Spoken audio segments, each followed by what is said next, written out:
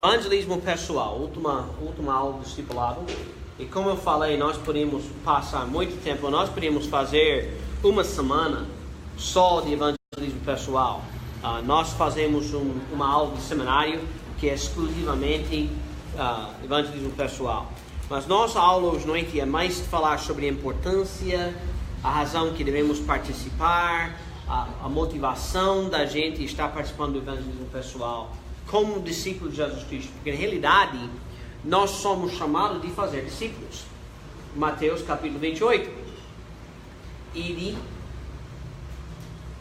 para todas as terras, não é? Disse, pregai o evangelho a toda criatura, ele falou. Ide a todas as nações, fazendo discípulos, batizando o nome do Pai, do Filho e do Espírito Santo. Nosso trabalho como um salvo, eu sou um salvo de Jesus Cristo. Meu trabalho como uma ovelha de Jesus, de acordo com João 10, eu sou uma ovelha de Jesus Cristo. E qual pastor, todo pastor, quer que suas ovelhas façam o quê? Reproduzem, não é? O pastor cujas ovelhas não estão reproduzindo não vai ter um rebanho muito tempo. Porque as ovelhas vão envelhecer e vão morrer. E se não estão reproduzindo, não vai ter mais ovelhas, não é? Então todo pastor quer que suas ovelhas reproduzem. Da mesma forma, nós estamos como salvos em Jesus Cristo, o nosso pastor quer que nós reproduzimos, entendeu? Que nós estamos fazendo discípulos. Lucas capítulo 8. Lucas capítulo 8. Veja verso 39. Certo? Agora vamos voltar. Vamos voltar para verso...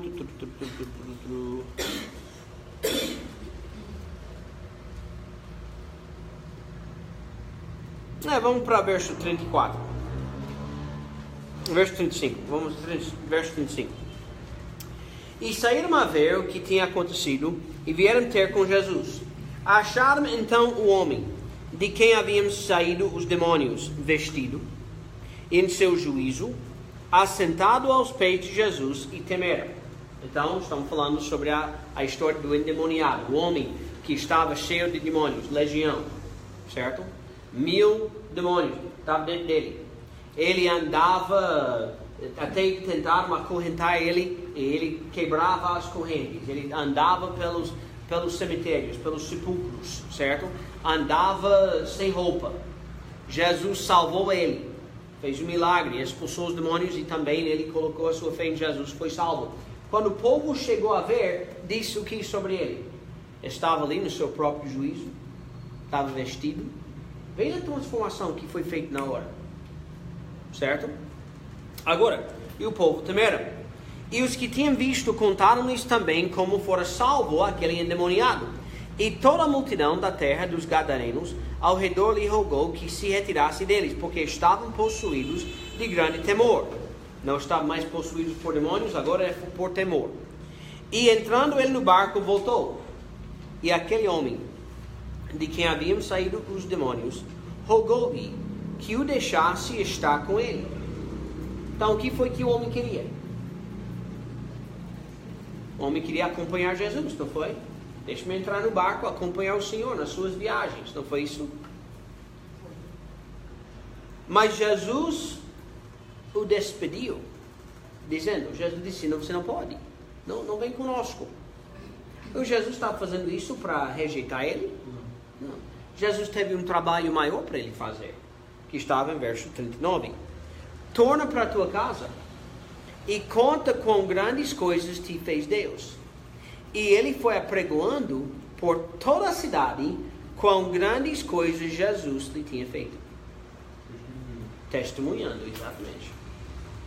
Jesus disse, você, em vez de andar comigo, fica aqui na sua casa, na sua cidade, e conta para todo mundo o que Deus fez para você. Não foi? Em realidade, o homem estava evangelizando. Deus não salva ninguém para aquela pessoa ficar sentada no banco ou na cadeira fazendo nada. Ele salva alguém para que aquela pessoa pode reproduzir, pode levar o evangelho para outras pessoas, para que o evangelho pode espalhar pela terra. Deus não quer que nós ficamos parados. Ele quer que nós estamos levando o Evangelho para outros cantos, para outros lugares. Agora, o que quer dizer testemunhar? O que quer dizer testemunhar? Eu pedi que vocês procuravam algum dicionário, alguma coisa assim. Então, alguém encontrou uma definição, um significado da palavra testemunhar e quer me dar o significado que você encontrou? Procurei no dicionário. Ele tinha várias definições. Certo. Escolhe uma. Tá bom? Declarar ter visto, ouvido e conhecido. Certo. Declarar o que viu, o que ouviu ou o que conheceu. É uma definição perfeita. Significado perfeito da palavra. Alguém pegou outro significado. Ver, presenciar, manifestar, demonstrar. Certo? Ver, manifestar, presenciar, demonstrar. Você viu alguma coisa e está falando que você viu, experimentou. Alguém tem outro significado. São todos esses significados bons. Em realidade é simples. É simplesmente isto. Testemunhar é apenas expressar, falar do que você viu, experimentou, conheceu. Quando tiver algum acidente, alguma coisa assim, e a polícia está investigando o caso, estão sempre procurando testemunhas. Pessoas que realmente experimentaram, viram o que aconteceu e podia também relatar o que foi que aconteceu. Para ver se tem alguma coisa errada que deve ser cuidado ou resolvido.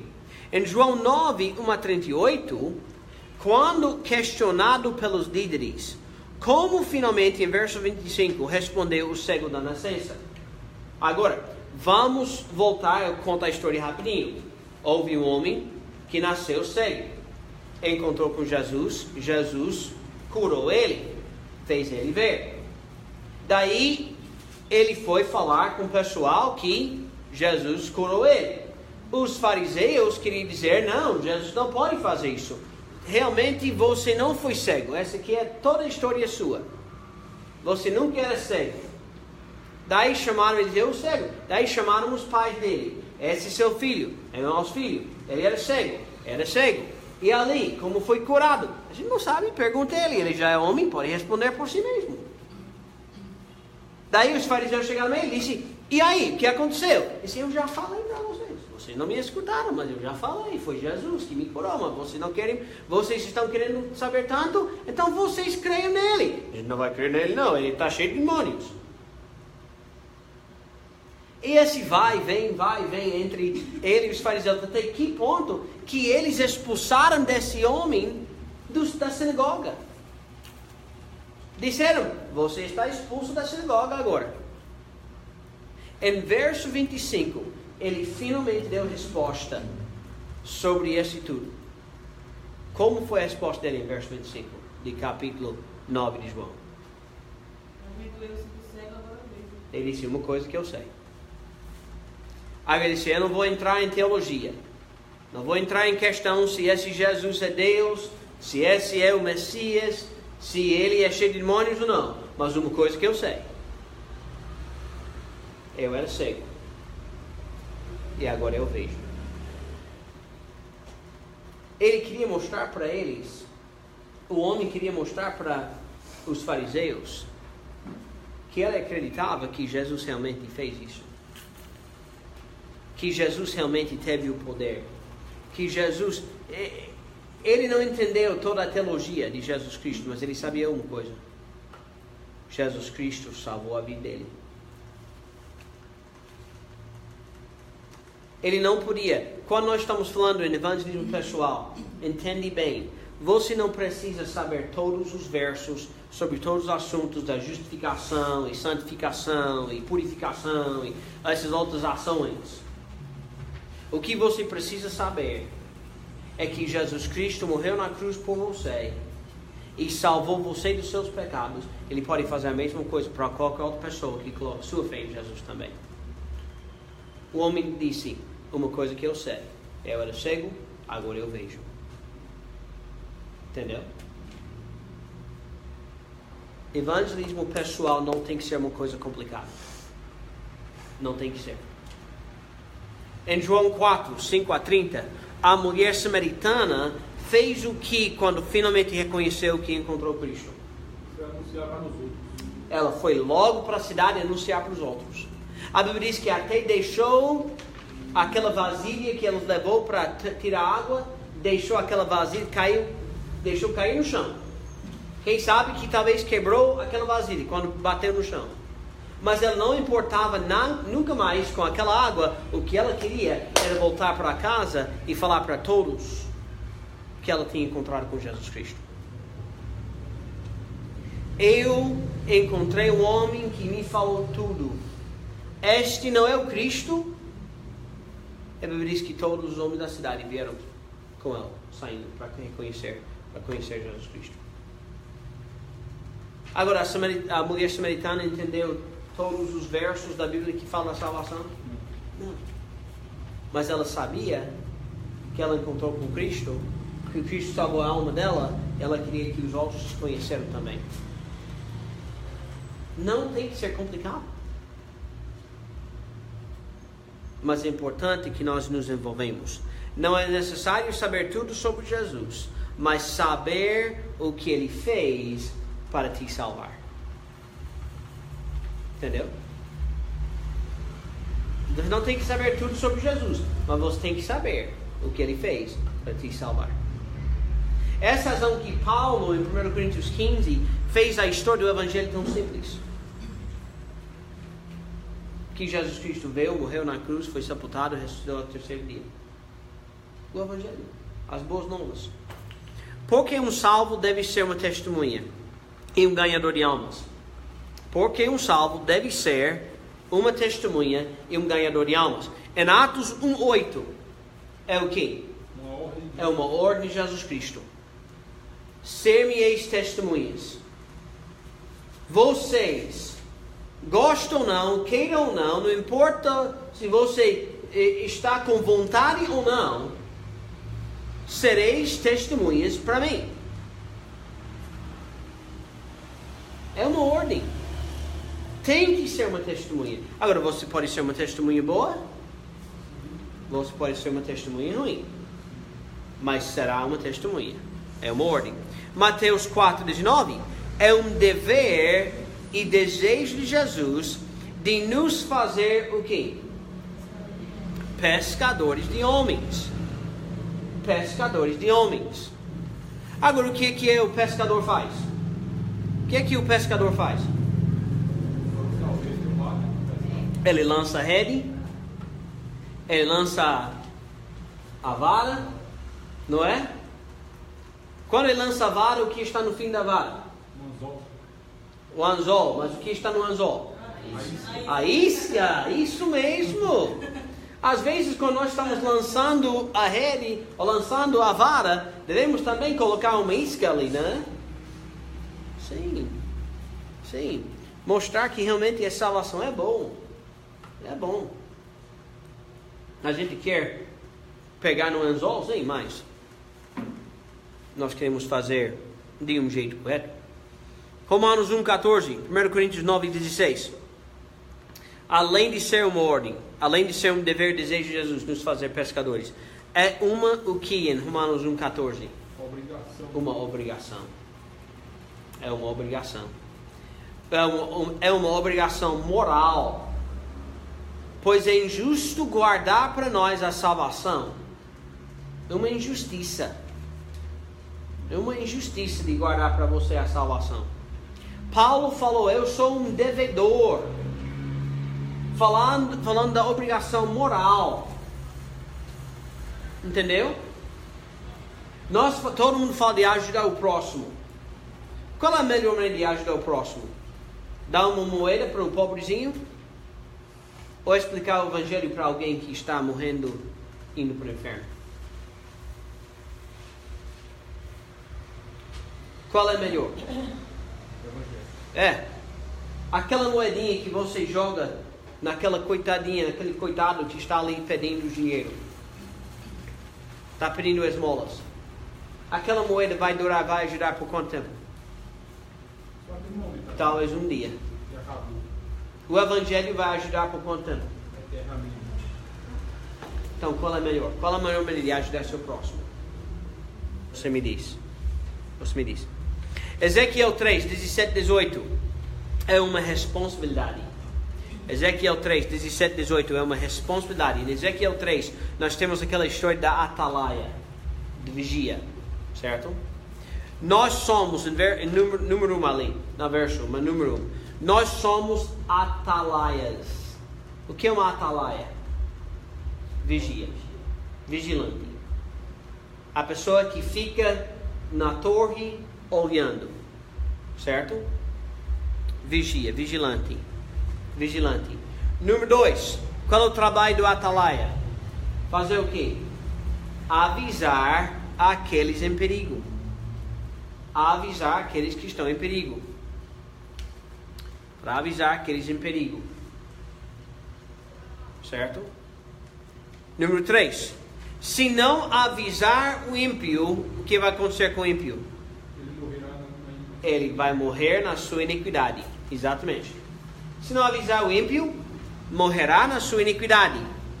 Mas o que vai acontecer com a atalaia? Número 4. Deus requererá o quê? O sangue dele na nossa mão. Ou seja,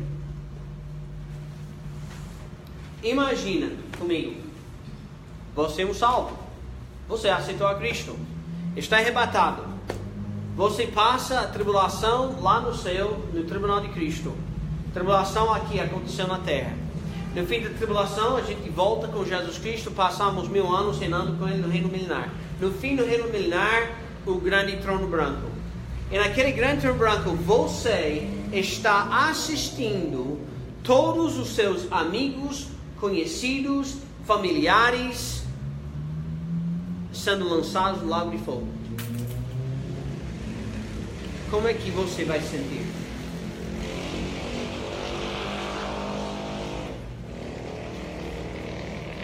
Especialmente quando você podia ter avisado eles do que estava acontecendo. Podia ter testemunhado tão simples o Evangelho de Jesus Cristo que salvou você dos seus pecados. Deus vai requerer o sangue deles da nossa mão. Letra E, 2 Coríntios 5, 10 a 11. Deus vai julgar os salvos por suas obras. Por isto, persuadimos os homens aqui. Ao quê? A fé. A fé. Persuadimos os homens à fé, Paulo disse. Persuadimos os homens à fé. Porque nós queremos que eles tenham a mesma fé que nós temos em Jesus Cristo. O temor ao Senhor que me constrange. Me constrange. O que é constrangir? Levar uma pessoa a fazer isso. Vergonha, levar a pessoa a fazer, exatamente. Pressão, não é? No casamento não tem essa pressão, não. A esposa nunca constrange seu marido, né, Abson? Nunca, jamais, né, Antônio? Não tem isso não, Gilson, não. Não tem a mulher pressionando, não. Constrangir. Estamos pressionados, certo? Agora, quais são os passos? Quais são os passos de testemunho eficaz? Quais são os passos? Salmo 126, verso 6, Marcos 16, 15, Atos 5, 20. Você tem que ir. Não pode ficar. Tem que ir. Ir para onde, pastor? Para outra cidade, outro país? Se Deus chamar. Mas você pode ir no outro lado da rua. Na casa vizinha. No seu amigo, cunhado, irmão, seja o que for. Mas tem que ir. Não pode ficar. Tem que ir. Ficar não vai resolver nada. Salmo 126, verso 5. Lucas 8, 11. 1 Pedro 1, 23, 25. Você tem que fazer o quê? Levar. Semear. Levar é certo. Levar é correto. Você tem que levar. Mas semear. Semear. Ou seja, tem que lançar o semente. Tem que lançar a semente. A semente é a palavra, não é? Na história dos solos, o semeador lança a semente. Agora, é o trabalho do semeador garantir que a semente pega? Não. É apenas o trabalho do semeador que lança a semente. Entendeu? Lança a semente. Então nós temos que lançar a semente. Temos que ir, tem que lançar a semente. Salmo 126, 5, 6 e Atos 20, 31. Tem que regar a terra com o quê? Sim. Mas ele usa uma palavra bem interessante ali. Não é somente alegria. Ele usa a palavra lágrimas. Não é? Aquele que leva a semente chorando, não é? Ele volta com alegria, não é? Por que a gente usa essa ideia de regar a terra com lágrimas? Eu falo desse jeito. Oração. Oração. Nós devemos ir. Nós devemos semear. Mas nós devemos orar. E nós devemos ser tão motivados, tão movidos pela perdição do mundo que nos leva a chorar.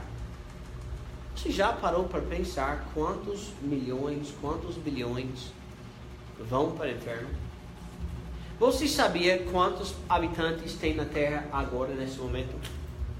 Quantos habitantes tem na Terra nesse momento? Mais de 7 bilhões. 7 bilhões. Certo? 7 bilhões.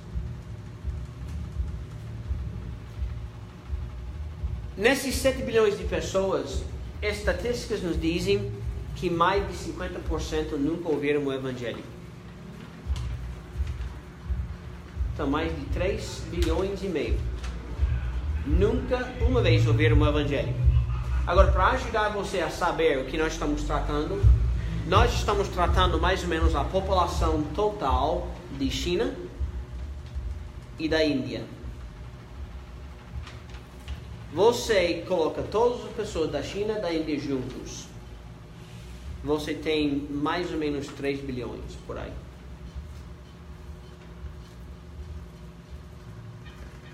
Imagina quanta gente que nunca ouviu o Evangelho.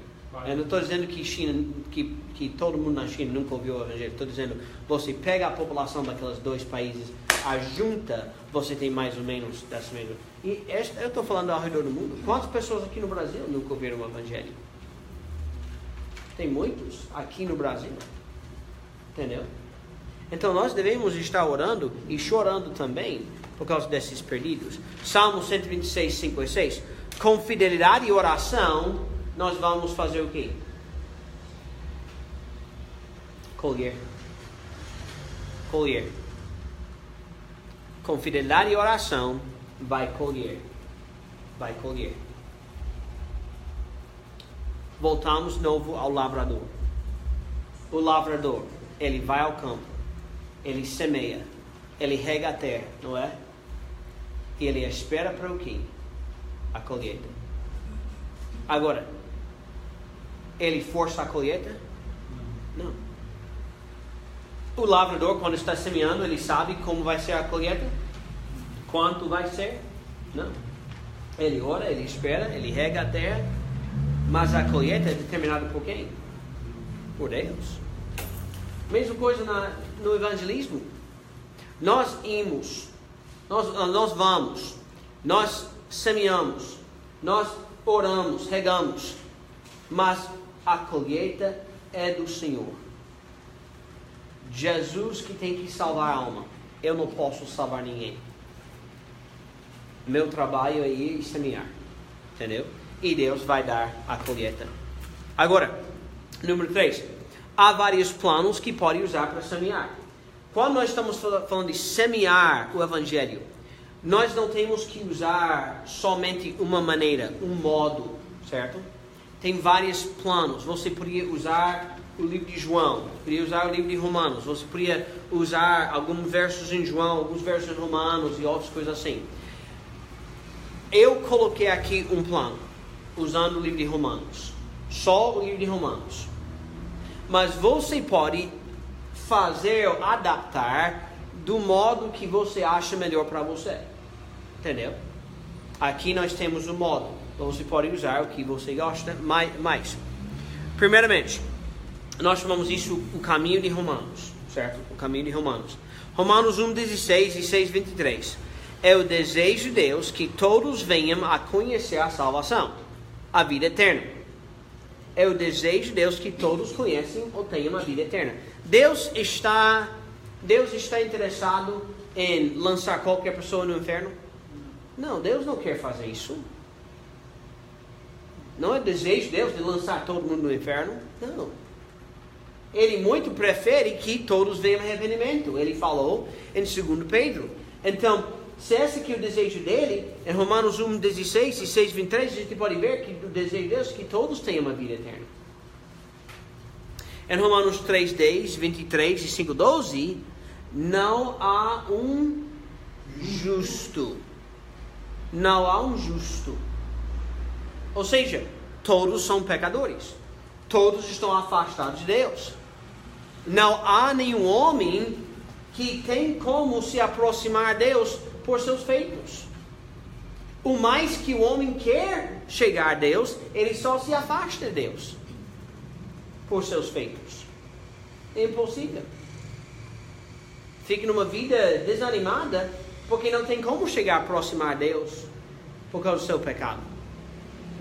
Em Romanos 1:32 e 6:23, a primeira parte, o castigo justo, ou seja, a punição merecida de ser um pecador é o quê? A morte. A morte. Pastor, eu sou uma pessoa boa. Ele diz que você é um injusto, o merecedor do inferno. Uma coisa que você merece. Quando eu estou evangelizando alguém, conversando sobre isso, a pessoa diz: pastor, eu sou uma pessoa boa.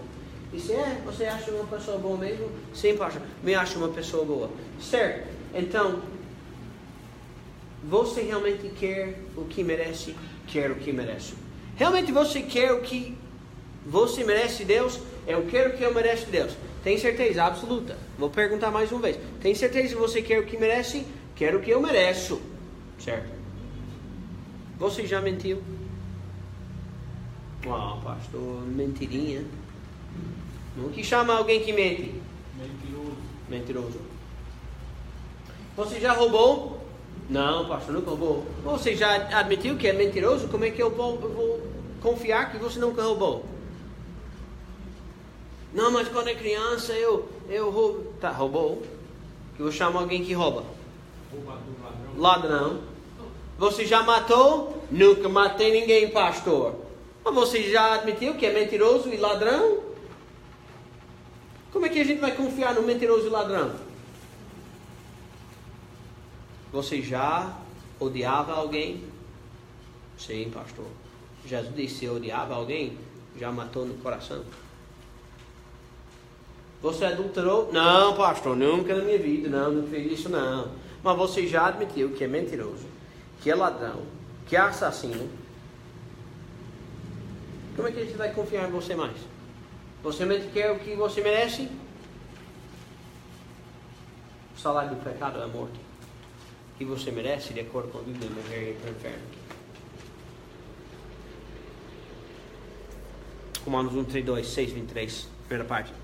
Romanos 6:23, letra B, a segunda parte. Romanos 5:6-8. A vida eterna é oferecida por causa de várias coisas, e nós vamos ver ali. Primeiramente, letra A, o dom gratuito de Deus. A vida eterna é oferecida por causa do dom gratuito de Deus. Ou seja, você não pode merecer esse dom. É Natal! Presentes! Você não merece um presente. Alguém dá um presente porque ama você. Só por amor. E letra B, vida eterna oferecida por causa do dom gratuito e também por causa do amor de Deus. Por causa do amor de Deus. Não é por seu feito, por seu merecimento, mas é por causa do amor de Deus. Letra C é através de quem? Da morte de Cristo. Não foi seu pagamento, foi o pagamento de Deus através de Jesus Cristo.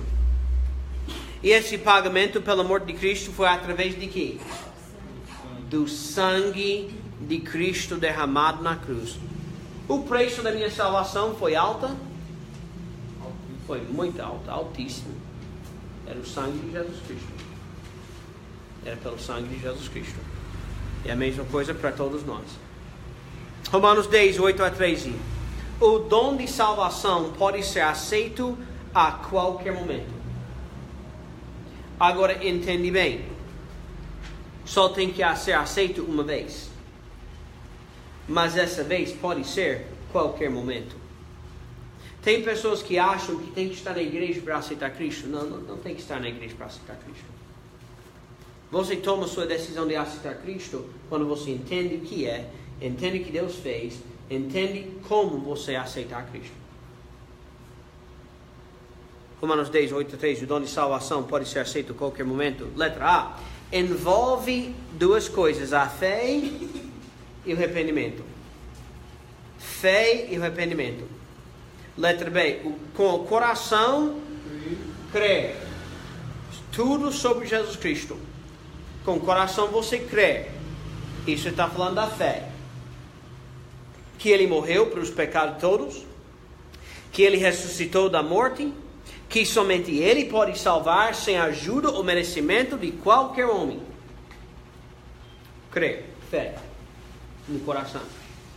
Segundo, letra C. Com a boca faz o quê? Confessar ao Senhor Jesus. Isso é arrependimento. Arrependimento inclui a confissão. Declara que precisa do perdão. Peça o perdão do pecado. Confesse que aceita Cristo como seu Salvador. É tão simples assim.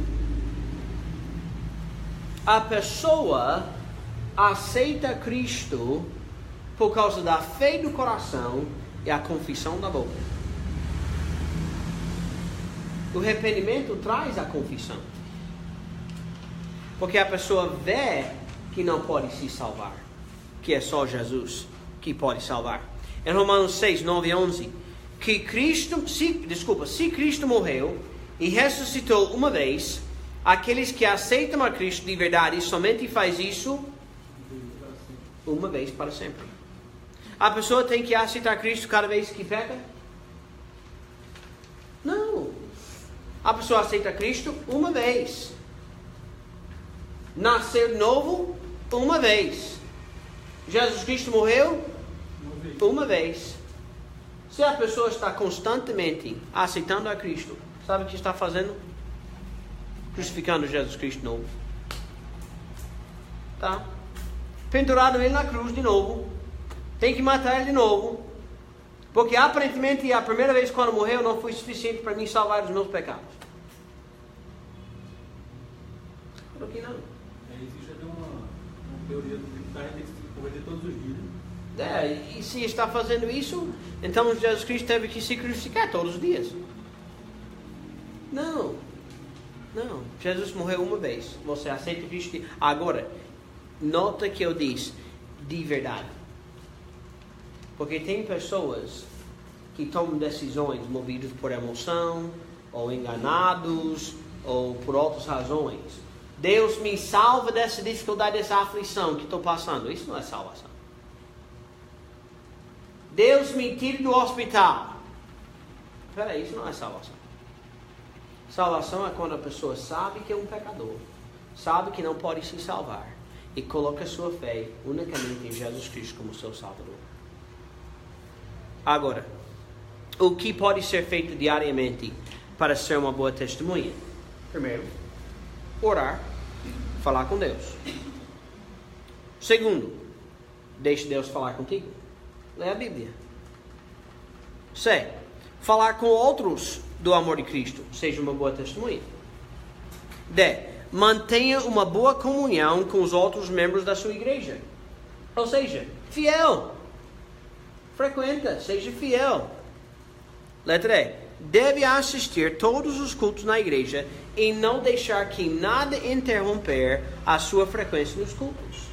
Não coloca a igreja de Jesus, ou Deus, no último lugar na sua vida, para que encaixe onde ele cabe. Não. Bota ele em primeiro lugar na sua vida. Faz com que ele é de muita importância para você.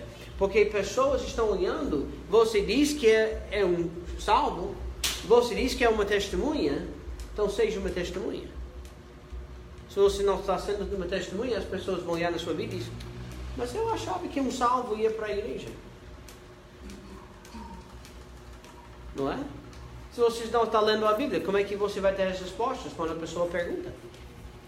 Se você não está orando, como é que você vai comunicar com Deus? Você vai andar sobrecarregado, porque nunca está descarregando com Jesus Cristo em oração. Se você não tem uma boa comunhão com seus irmãos na igreja, como é que você vai saber como orar por eles ou ajudar eles? É interessante, todo mundo quer que alguém me ligue, alguém me visite, alguém me fale comigo. Isso é chamado egoísmo. Em vez de dizer isso, porque ninguém me visita, porque você não vai visitar alguém. Muitas vezes a pessoa fica depressivo, porque está sempre pensando em si mesmo e não pensando em outros.